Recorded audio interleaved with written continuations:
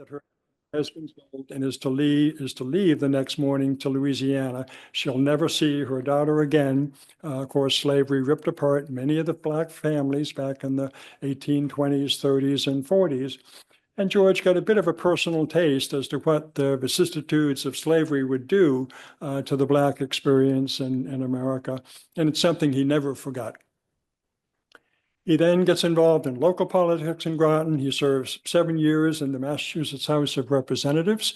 He's a Democrat coming from a farming family. He champions labor issues, not the Whig Party, named after the same party in Great Britain that was more the mill owners and the Boston Brahmins and elite and whatnot. George was very much, involved in labor politics with the Democratic Party. Served 7 terms in the Mass House. In 1841, marries Sarah Thayer from nearby New Hampshire. Has 2 children in the 40s, and he's really cutting his political teeth in the 1840s as a member of the Democratic Party. 1851, he becomes the youngest ever governor of Massachusetts. If you remember from the political party system at the time, the Democrats and the Whigs were both fracturing and splintering over the issue of slavery. The Southern Democrats were battling the Northern Democrats over to what extent slavery should be protected by the U.S. political system, and similar to the Whig Party. You had the Cotton Whigs, the mill owners who didn't want to tamper with slavery because that's what produced their cotton for their cotton mills up north.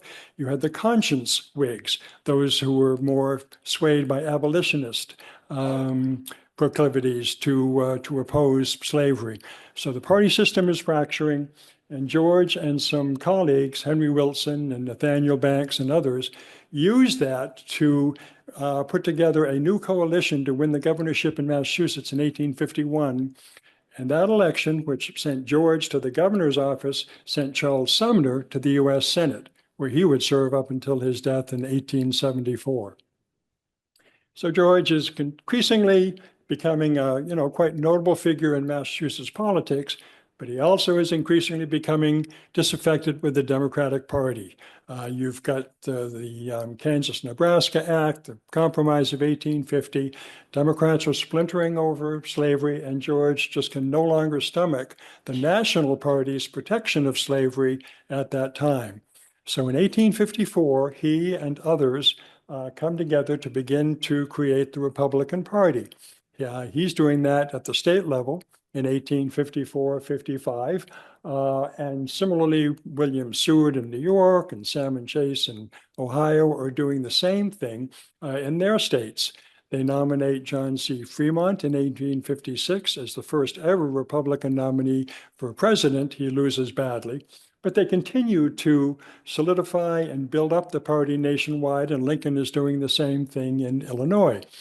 In 1860, the all-important Republican National Convention in Illinois that nominates Abraham Lincoln for the presidency, George went to that as a member of the Massachusetts delegation, and he was given the distinct honor of being one of 7 delegates out of 480, roughly, who's asked to draft the party platform. He helped write the platform that Lincoln ran on in 1860, and especially its provision about no extension of slavery into the Western territories, which of course is what finally tore the country asunder in 1860. So George is gaining notoriety within the Republican Party, working with people like Horace Greeley and Carl Schurz and others. After the nominating convention in Chicago, George is part of a small delegation that goes to Springfield, Illinois, and he meets Abraham Lincoln for the first time. I've been to Springfield now many times, and it's always a thrill to go into Lincoln's house at 8th and Jackson, go into the parlor, and just think of that's where George Boutwell first shook hands with Abraham Lincoln in Lincoln's parlor in Springfield, Illinois. So he comes back from the convention. Lincoln, of course, wins that election, but George is now well known in Republican circles coming up to 1860. Beyond that, and I lost one last bullet point at the bottom. Having come to know Lincoln, Lincoln appoints George Boutwell to be the first ever Commissioner of Internal Revenue in 1862, in July of 1862. With his financial background as governor of Massachusetts and working in the Mass House, George becomes the first ever commissioner of revenue after Congress passes an important 1862 Revenue Act, implementing an income tax for the very first time in American history. Primarily, almost totally as a war measure to raise needed revenue for the Union forces, which were badly in need of funds. But George Boutwell helped to introduce the income tax in 1862. And when I tell people that I'm related to the person who introduced the income tax, I do ask them not to hold it against me. But at the time, it was extremely important. The North could not have won the war without the added resources that the income tax, in addition to duties and excise taxes and whatnot, provided for the Union cause. So George is on his way in national politics, and we'll get into his later career as I go through some of these slides. But my main argument in terms of why George Boutwell is so consequential in American political history for two reasons. One, the longevity of his career. I mentioned he met Martin Van Buren in 1839. The last president he comes face to face with is Teddy Roosevelt in 1904. George Boutwell is intimately involved in American politics from 1839 to 1905 when he died. And we'll get into what he was doing that entire time. But there aren't many figures in American history who have been so deeply involved in our nation's political system for such a long time. Here are just some of the notable facets of his career. Of course, he opposed the Buchanan policies and the Dred Scott decision in the 1850s, which helped solidify slavery and the run-up to the Civil War. Mentioned he was Lincoln's revenue commissioner. He led the impeachment along with Thaddeus Stevens, and we'll be talking much more about Thaddeus in a few minutes. But he and Stevens helped lead the impeachment process of Andrew Johnson in the 1860s. In 1869, he's come to know Ulysses Grant quite well, and I'll get into his relationship with Grant, which was one of the real pleasures of the research and writing that I did. George Boutwell and Ulysses Grant knew each other from 1864 to 1885. When Grant died, George was one of the pallbearers at Grant's funeral in New York City that was witnessed by 1.5 million people on the streets of New York. And it's quite a remarkable part of George's story, the friendship and political alliance that he and Ulysses Grant formed. So he comes to know Grant very well. In the 1880s and 90s, George is doing a lot of international law work. Chester Arthur did offer him a couple of cabinet positions. In 1877, Rutherford B. Hayes, when he's elected, asks George to undertake a year-long project to update the entire U.S. legal code, which had not ever been done before. Actually been done once, but badly, and George was brought in to clean it up. Here's a guy, as I said, never went to high school, never went to college, never went to law school, learned law on his own, and he's being asked to update the entire U.S. legal code, which means bringing together all of the acts of Congress, the laws, and all of the Supreme Court decisions that reflect on those laws in one place, so that in the future, lawyers referencing those cases have one place to go to. So he's doing a lot of both constitutional law and international law in the 1880s and 90s. In the mid-1880s, he's hired by the Kingdom of Hawaii to represent its interests in Congress. He's hired as counsel. At the time, there was a duty-free sugar agreement between the Kingdom of Hawaii and the United States. That didn't please the Louisiana planters who were producing sugar. They wanted to get rid of it. George was hired by Hawaii to protect their interests in Congress. So doing a lot of international legal work in the 1880s and 90s, all of which led in 1898. Spanish-American War breaks out in the spring of 1898 with the sinking of the Maine in Havana Bay. It ends just a few months later when Admiral Dewey sinks the Spanish fleet in the Bay of Manila. It's a short and sweet war.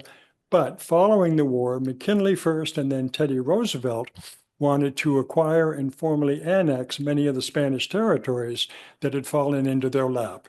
That included the Philippines, Puerto Rico, Guam, Not Cuba, because Cuba was always slated to be independent. It was never really seriously considered to be annexed, which doesn't mean the US didn't exercise a lot of strict political control over Cuba for many years. But George and others, including Mark Twain, Andrew Carnegie, Jane Addams from Hull House, Booker T. Washington, and W.E.B. Du Bois, kind of banded together in America's first mass anti-war, anti-imperialist movement, saying America should not be sending troops over to Southeast Asia to forcibly occupy the Philippines, to deny the Filipinos their national independent aspirations. And it went on, that campaign went on for several years, ultimately not successful. Teddy Roosevelt was, successful in annexing the Philippines and establishing American control over it. But George and the others fought that campaign for 7 years until he died of natural causes in his bed in Groton, Mass. In 1905. So from his first kind of tenure as working as postmaster in Groton in 1839 to finishing as the president of the Anti-Imperialist League in 1905, George Boutwell had a longevity that has not been equaled by too many people. Even more important than longevity, of course, is your effect on public policy. And because he was involved in so many different areas, I like to say that there were a few people that had George Boutwell's expertise in so many different areas of American political life. And I just note three right here: civil rights and domestic policy, from his work in Massachusetts, his service on the Joint Committee on Reconstruction with Thaddeus Stevens, beginning in 1865-66, working on the Civil Rights Act of 1866, on the 14th and 15th Amendments, and then continuing to do that with Ulysses Grant when George was a cabinet member for Grant from 1869 to 1873. Even after that, George goes into the US Senate for 4 years and continues to fight for Black civil rights up until the end of Reconstruction in 1877. So incredible depth and longevity in civil rights and domestic policy. But of course, there's also economic policy and finance from his time as the Massachusetts governor working on financial issues, but especially working with Lincoln to establish the commission or the Bureau of Internal Revenue in 1862-63, and then with Ulysses Grant as Secretary of the Treasury. One quick note about the Internal Revenue Bureau: of course, it's the part of the government that everybody loves to hate and is not overly fond of. My response to that is, look, as a functioning democracy that needs the resources to build sufficient infrastructure, educational facilities, the voluntary tax system we have in this country is one of the marvels of the world, that people voluntarily pay their taxes and are able to support the kind of lifestyle and economic structure that the United States has. We can, argue over how high those taxes should be, whether the government is spending them wisely, but there's no question that the voluntary tax system that we've had in place since the 1860s is vitally important to a functioning economy and a functioning democracy. Well, George Boutwell showed up for work on July 17th, 1862. Picture the situation. War is going badly for the Union. General McClellan is retreating from the peninsula in Virginia. He's feuding with Secretary of War Stanton. There are wounded Union soldiers all over Washington. There are Black contraband all over Washington. George shows up on July 17th, 1862.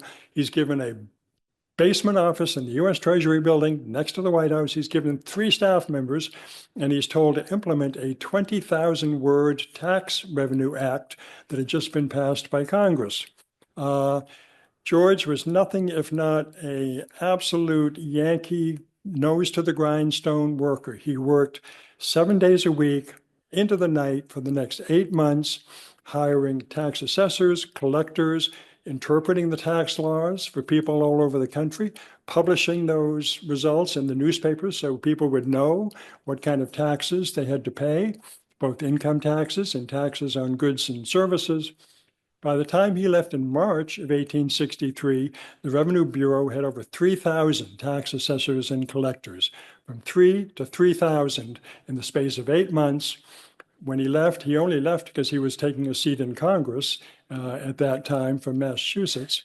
He offered to write, totally free of charge, a tax manual for the United States for his successors at the Revenue Bureau and the Treasury Department. That publication is still available on the web today. It essentially codified or brought together all of the information that people would need to interpret the tax system of the United States. So incredibly well-versed in economic policy and finance.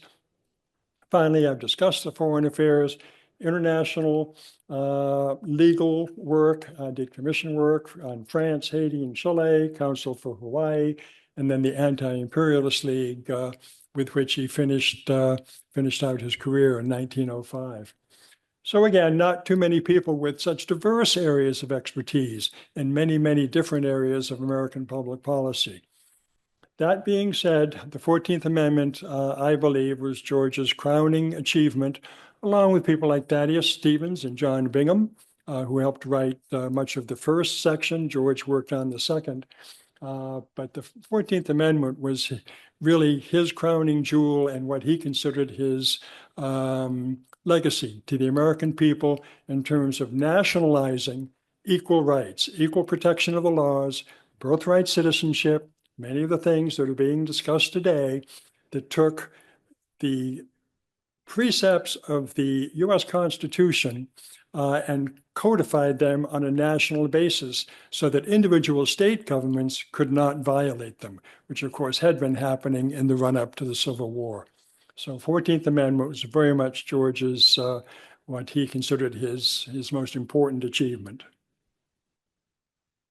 His work with Thaddeus Stevens didn't last nearly as long as his career. He probably met Thaddeus for the first time in 1863 when he took a seat in the House of Representatives from Massachusetts. Thaddeus Stevens, of course, is one of the leaders of the radical Republican faction in Congress at the time.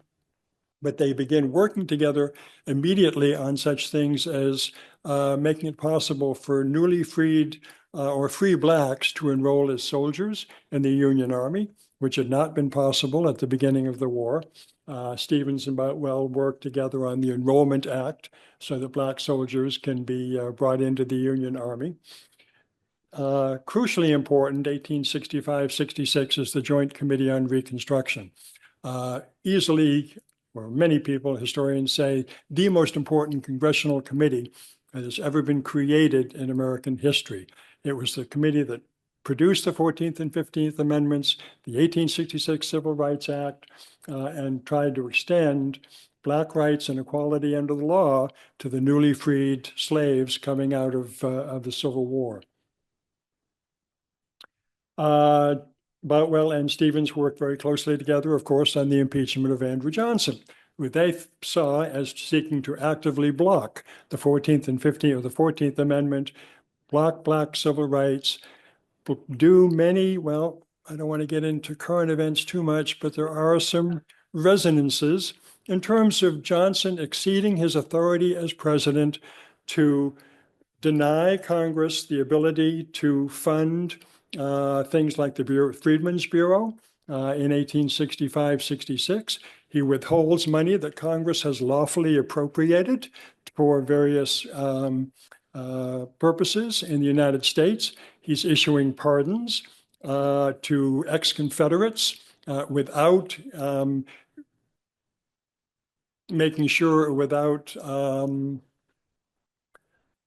ensuring that they have taken, that they are loyal citizens of the U.S. He wants to bring them back into the U.S. government before they have demonstrated that they will, abide by the results of the Civil War and abide by the new amendments that are being passed to protect equality of rights for all. In 1867, as the whole impeachment with Johnson heats up, the three most important figures opposing Johnson really are Boutwell Stevens and Secretary of War Edwin Stanton. Stanton had been Johnson's bête noir in the cabinet, and Stanton works with Stevens and Boutwell to try and block or hinder a lot of the policies that Andrew Johnson was trying to implement unilaterally.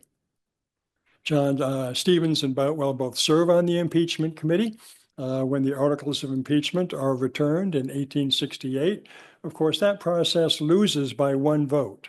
It falls one vote short of the necessary two-thirds majority to convict Andrew Johnson in April, May of 1868. Many people say, well, wasn't that a failure? Why, if they weren't able to convict him, why should they have even started the process? My response to that is that actually it could be seen as very much a success. The impeachment process against Johnson hobbled him greatly in the last year of his presidency. It restricted his freedom of movement. It restricted his ability to oppose Congress in opposing Black civil rights and other equal rights amendments that were being considered.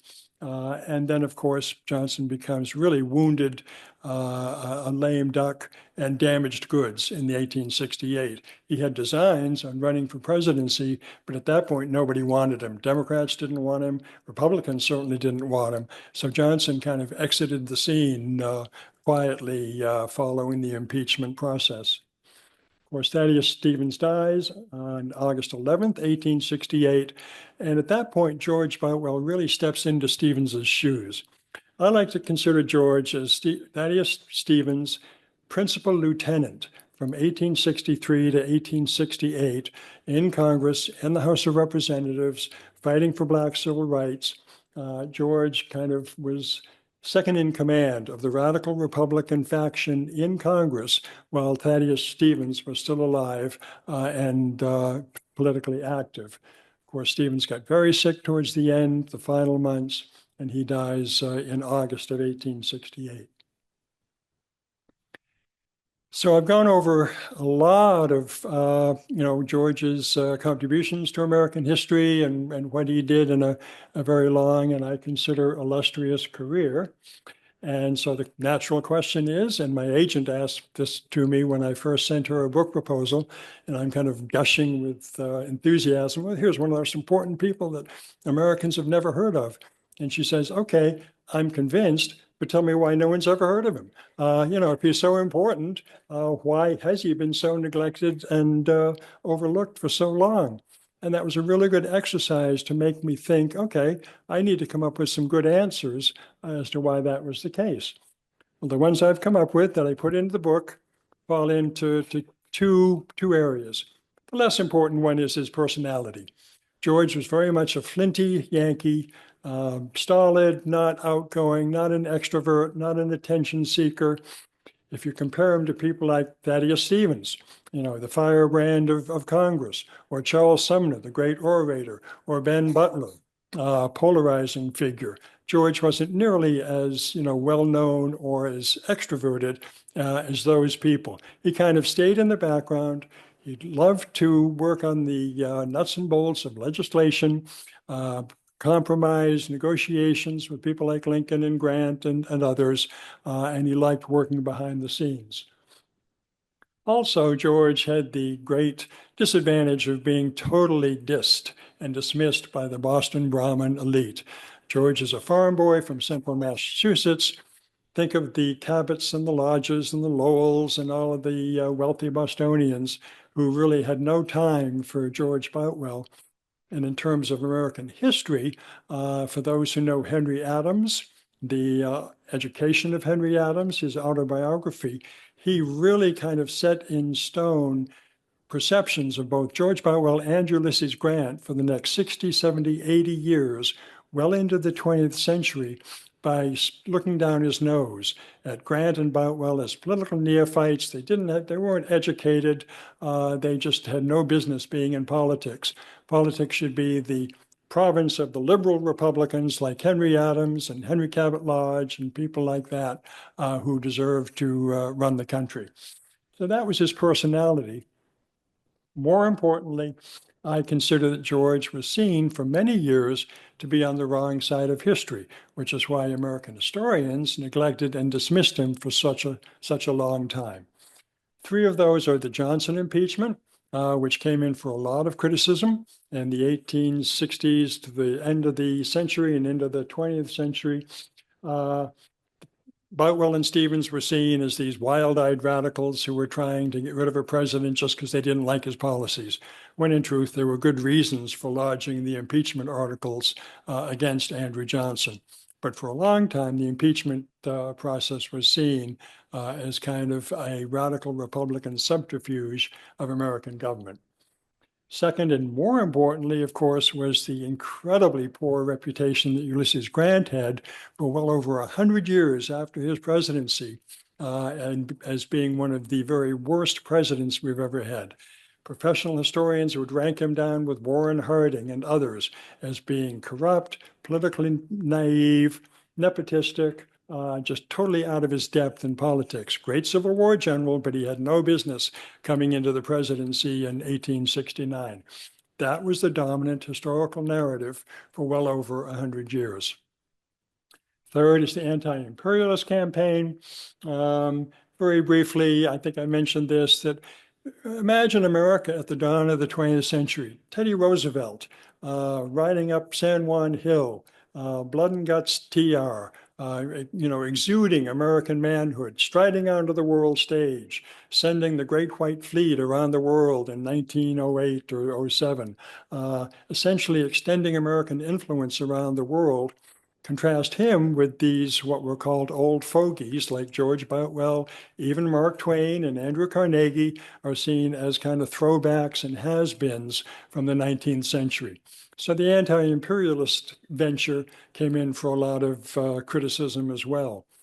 That, of course, began to change 60 years later when we had Vietnam and other, annexationist or military adventurism overseas. And people would look back to the Philippines and say, we've been through this before. America should be more careful when it commits its resources, both its human treasure and its finances, to overseas military ventures. So those are three areas that George took a lot of heat, or at least his legacy took a lot of heat for into the 20th century. But the big one is this final one, Reconstruction and the triumph of lost cause historiography. There's been a lot written about this over the last 20 years, how the American historical profession advanced a narrative for well over 100 years, up until the 1950s and 60s, that said that the South had been unfairly treated following the Civil War, that Ulysses Grant and people like George Boutwell had tried to impose civil rights at the point of the bayonet, had ridden or trodden over states' rights in the South, and if the South had only been left to tend to its own affairs, all would have been fine. And we could have had reconciliation in this country a lot more quickly, except for people like Grant and Boutwell and Thaddeus, Stevens, and others. Well, the outcome of that, of course, was Jim Crow. Plessy versus Ferguson, separate but equal in 1896, and essentially a white superiority dominated culture in the South up until the 1930s and 40s and 50s. That is what Grant and Boutwell and Stevens had tried to avoid. But it happened because the Southern narrative triumphed, Southern states' rights triumphed, the white Democratic Party came back into power in this country in the late 1800s and then in the 1900s, and that led to segregation, separate but equal, and a deterioration both in race relations, but of course in the situation of America's blacks up until the 1950s and 60s, and the civil rights movement and the overturning of earlier Supreme Court decisions through Brown versus Board of Education and things like that. So this is tremendously important. Not only the professional American historian community, but also think of culture. Things like D.W. Griffith's movie, Birth of a Nation, which portrayed again the Southern narrative. Gone with the Wind, same type of thing. The antebellum South is portrayed as this patriarchal community where blacks were well treated on the plantations on which they worked. That was the dominant both historical and cultural and social narrative in this country for a long time. But all that began to change, as I said, first with the civil rights movement, which began to inject new perspectives into American history. But especially in the last 25 to 30 years, professional historians have been using new sources and writing new histories of that period. These are just some of the examples: new histories of the Johnson impeachment, new histories of the Grant presidency, Ron Chernow and others, new histories of anti-imperialism, and especially new interpretations of what Reconstruction was all about, and just demolishing the Southern myth that they had been mistreated by the North after the Civil War in trying to promote a multiracial democracy. I'm going to come to the end of this discussion by focusing on the last name there, Benjamin Quarles. As I say, George Boutwell was kind of ignored, dismissed for most of the 20th century up until the 1950s and 60s. There was something called the Dunning School, the William Dunning School of Columbia, which was the dominant historical narrative of Southern lost cause historiography. And those are the people who denigrated George Boutwell, calling him a wild-eyed radical, a fanatic. They said the same thing about Thaddeus Stevens. Well, in the 1930s, there was a young Black historian, Benjamin Arthur Quarles. Grew up in Boston. His father was a railway porter. His mother was a white Irish homemaker. He wants to study history. He goes to a Black college in South Carolina, then goes to the University of Wisconsin to get his graduate degrees in history. He arrives in 1933, University of Wisconsin, a northern, very well-regarded northern school. He tells his thesis advisor that he'd like to write a master's thesis on a famous Black figure in American history. He probably has Frederick Douglass in mind, and that's what he wants to begin his graduate work on. His thesis advisor at the time, who of course was white, said, no, not a good idea. One, there just isn't enough material about Blacks in American life to do a credible historical job in the historical profession. There's not enough good primary material to write about Blacks. Secondly, and even more condescendingly, we're not sure that Blacks can be objective in writing about other Black figures. Benjamin Quarles was told, forget about writing about a Black figure. I want you to write about a white figure.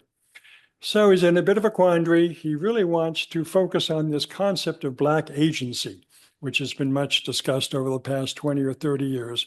What was the role of Blacks, even as enslaved people, even before even before being enslaved in the 16 and 1700s?